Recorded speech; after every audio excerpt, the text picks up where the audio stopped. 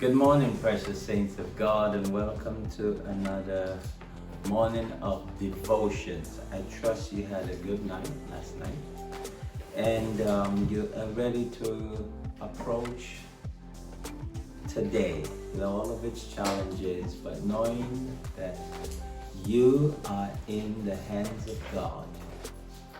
He cares for you, He loves you, and nothing that's going to happen to you today that you and God together cannot handle. So for the next few moments, I want to talk to you about a very familiar topic. You all know it. It's called Our Father's Prayer. And that's found in the book of Matthew chapter 6, verse 5 to 13.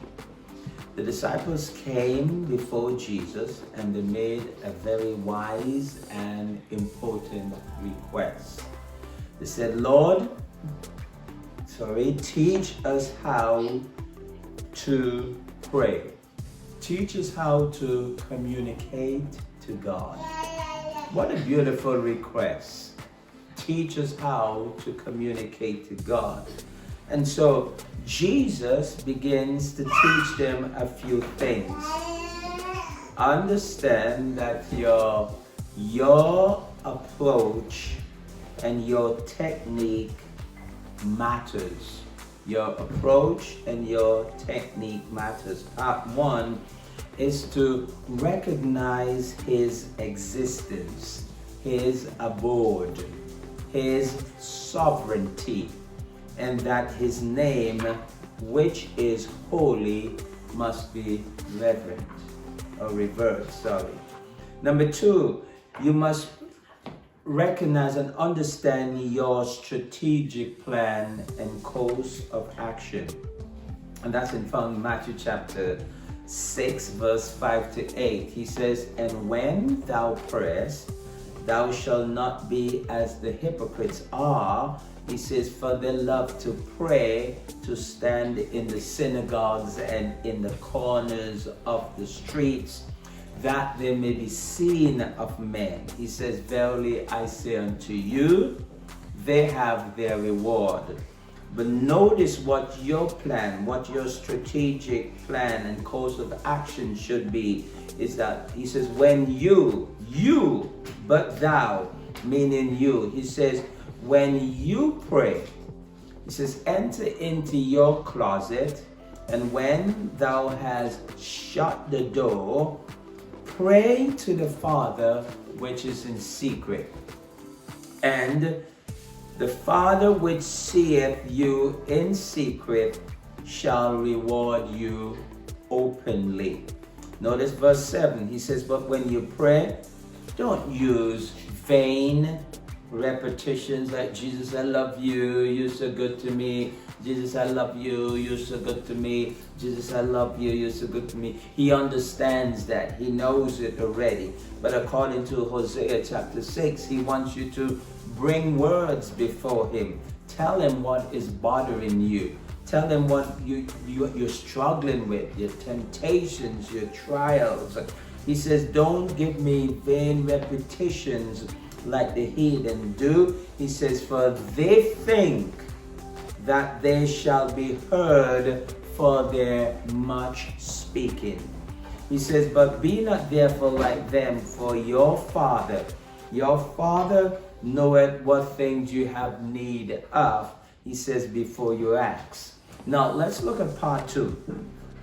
Part two says, before any personal petition must be requested, our centralized thought and prompting must be about thy kingdom, thy will. Notice notice these words about thy kingdom, your will. So what we ought to be spending our time in prayer is seeking the will of God and for the expansion of His kingdom. Understand this, that we all have a vital part to play in the expansion of God's kingdom.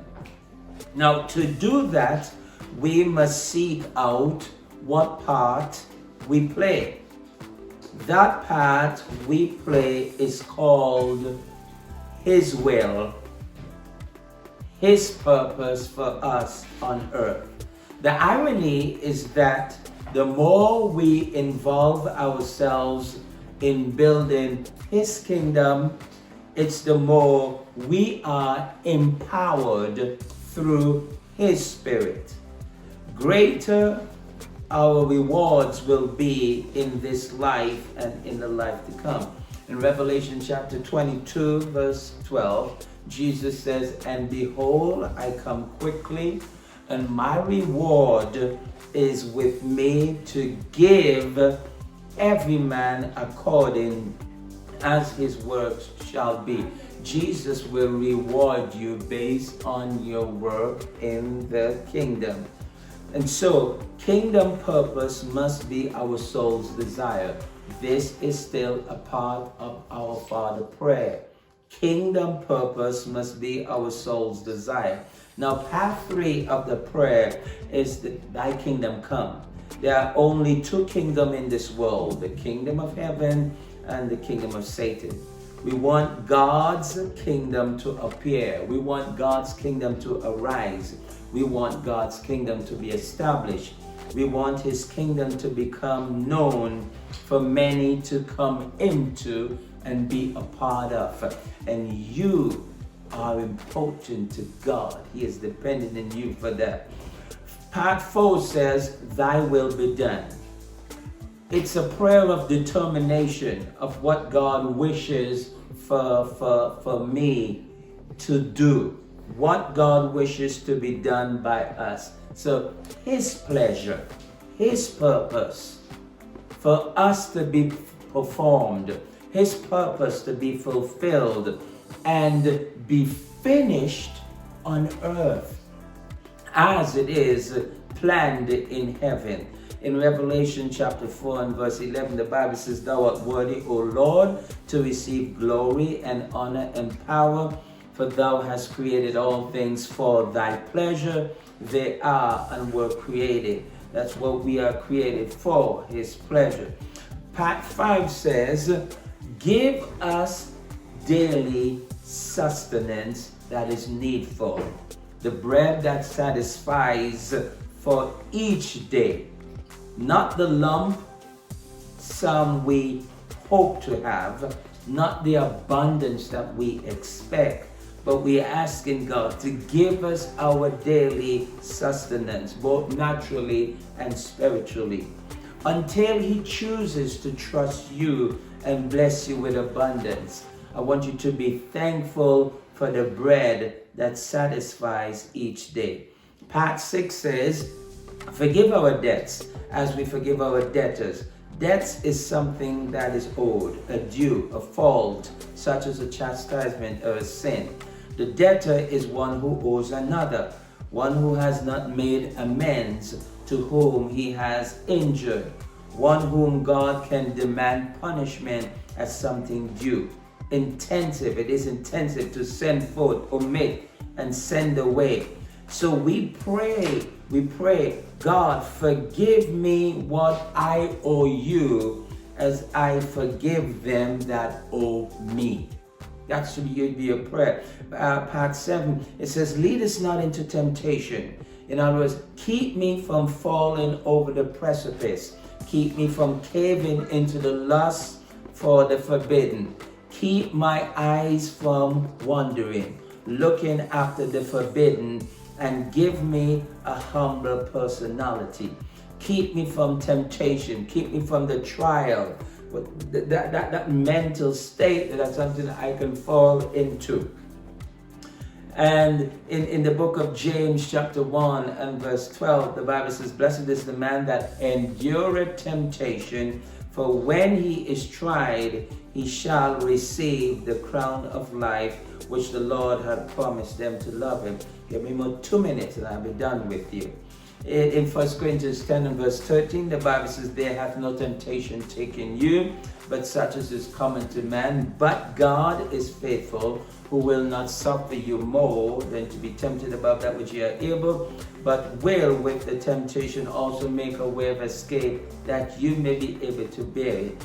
Now, part 8 of the prayer is deliver us, rescue us. It means to rescue me, to rush or draw to me, draw to my side. And what we understand from Psalm 18 and verse 2, the Lord is my rock and my fortress, my deliverer, my God, my strength, in whom I will trust, my butler and the horn of my salvation, and he is my high tower.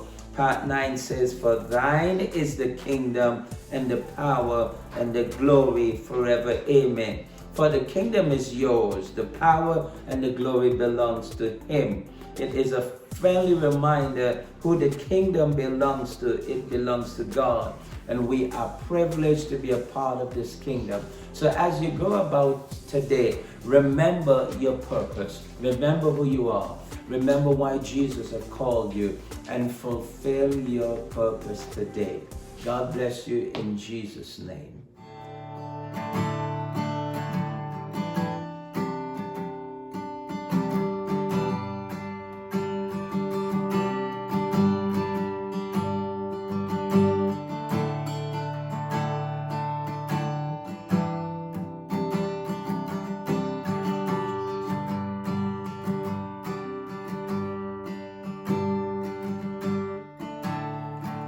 Way, way, way from you. Way, way, way to your heart. Be with you. Nothing else matters. My one desire is to worship you. I live to worship you. I live to worship you. Oh, to worship you. I live to worship you. I live to worship you. Oh, to worship you, I live to worship you. I live to worship you. To worship you, I live to worship you. I live to worship you. Singing, Lord, to worship you, I live to worship you. I live to worship you. To worship you, I live to worship you. I live to worship you. Sing, oh,